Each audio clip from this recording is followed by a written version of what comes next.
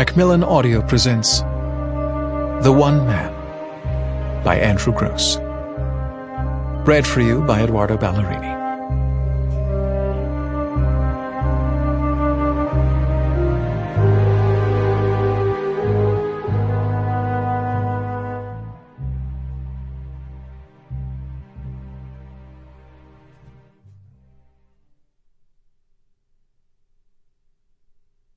Recent reports, both through the newspapers and Secret Service, have given indications that the Germans may be in possession of a powerful new weapon, which is expected to be ready between November and January 1944.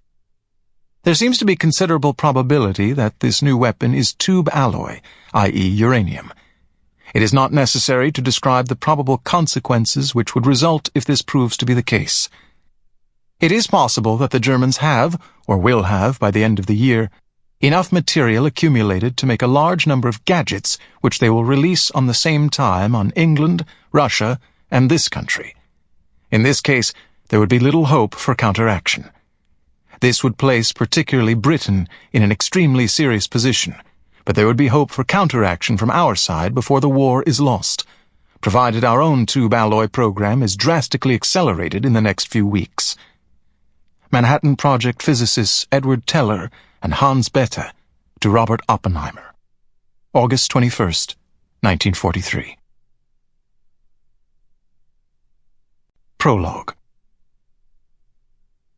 The private room is on the 4th floor of the geriatric wing at the Edward Hines Jr. Veterans Administration Hospital outside Chicago.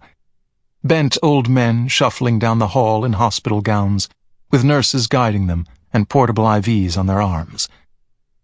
The woman steps in her mid-50s but still young-looking, smartly put together, in a short quilted Burberry jacket and olive cowl, her dark hair in a ponytail, and sees her father in a chair, looking smaller than she'd ever seen him before, frailer even in the 2 months since the funeral. For the first time, she can see the bony lines of his cheeks coming through, yet still with that remarkable full head of hair, graying but not yet white.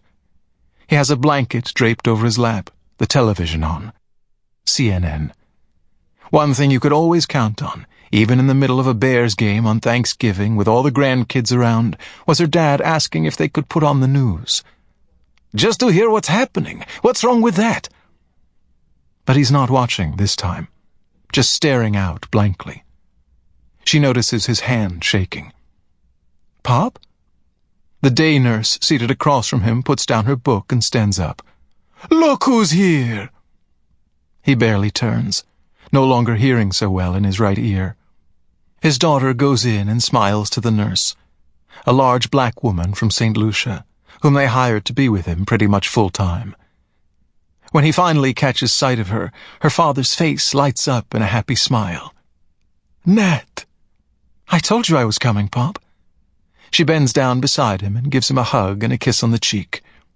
I've been waiting for you, he says. You have? Of course. What else is there to do here? Her eyes are drawn to the shelf next to his bed, to the things she put there on her last visit, a month ago. The Northern Illinois Bar Association Man of the Year plaque that was on the wall in his office. The photo of him and her mom at the Great Wall in China. A shot of the 38-foot Hatteras he kept in Jupiter, Florida, which they had now put up for sale. Photos of the grandkids, her own boys, Luke and Jared among them. Mementos of a full and happy life.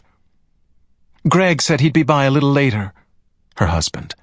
He had some business to attend to. Business cleaning up a few issues related to the old house in Highland Park, and some lingering matters connected to her mother's estate. Her father looks up. Business? Here?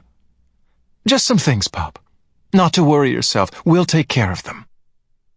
He just nods compliantly. Okay.